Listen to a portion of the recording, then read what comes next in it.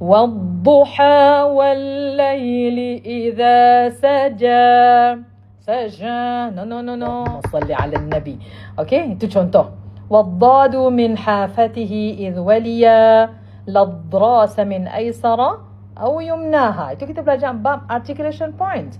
So when we talk about the letter of Dad, I just want to give you an example, because we just talk about the Malay language. We're just using on the mouth, in the mouth, not inside, outside the mouth. And we are not using a deep, hard palate, soft palate, pre-upper palate, and deep to the throat, epiglottis. We're not using all of this organ inside of our mouth to pronouncing in our letters, especially Malay letters, different.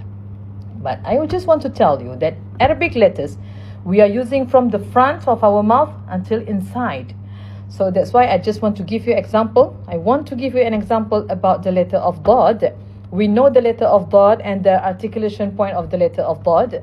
وَالضَّادُ مِنْ حَافَتِهِ. This is hafa, edge of the tongue.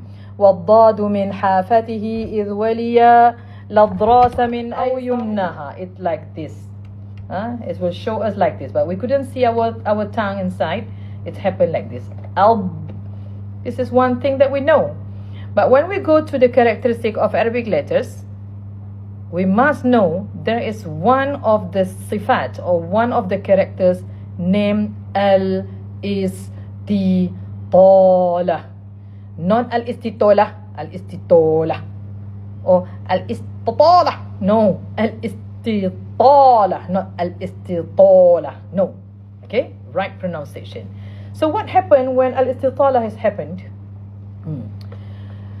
Our scholar is explaining to us al-istitala, it means اندفاع اللسان in Arabic. اندفاع اللسان كيف حصل اندفاع اللسان لنطق حرف الضاد.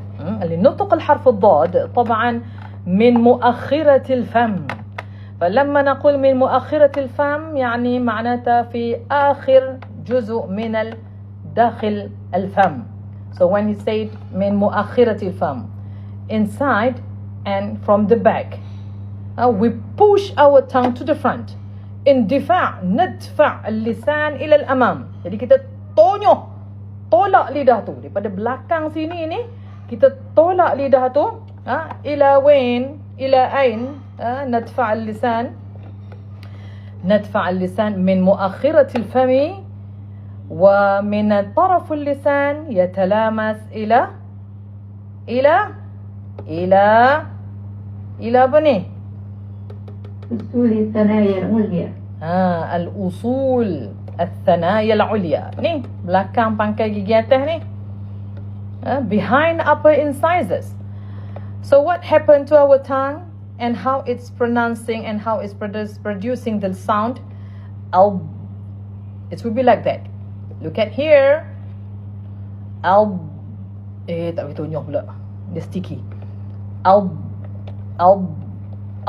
But make sure your tip of the tongue is not come out in front or crossing the thanaya al-ulya, upper incisors. Jadi pastikan lidah kita ni dia tak tertonyoh dan tak keluar lebih. Waalaikumsalam warahmatullahi wabarakatuh. Dia tak keluar dan dia tak tertonyoh lebih. Itu untuk huruf Dad. Contohnya kan. Jadi untuk mendapat contoh yang baik, ya, kita lakukan latihan dalam bentuk mensukunkan huruf tersebut. Jadi nak cerita yang saya cerita tentang makhrajul Dad tadi tu ialah nak ceritanya huruf Arab dia tak macam huruf Melayu kita, tak macam huruf English. Dia cerita daripada mula-mula mulut kita ni sampai belakang. Tangan boleh masuk dalam mulut. Masuk mulut, tarik lidah tu kan. Tak boleh. Kalau kita boleh buat lah, kan, kita buat dah rasanya. Wadduha, kita bacakan wadduha. Kita tak baca wadduha. Ada orang baca wadduha. Dia sepatutnya dia baca wadduha. Dad, intifa'. Tolak lidah tu ke hadapan. Push your tongue to the front until you can reach, you can feel the upper incisors. Behind upper incisor.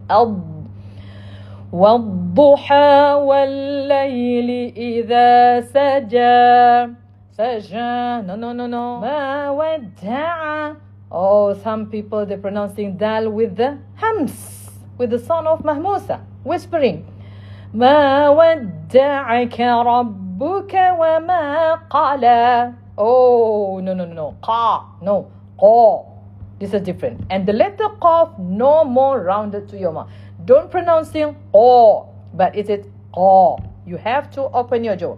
And don't use qa like the way of the line qaf. We make it light. Qa. No. Qa. Tamam? This is for the letter qaf.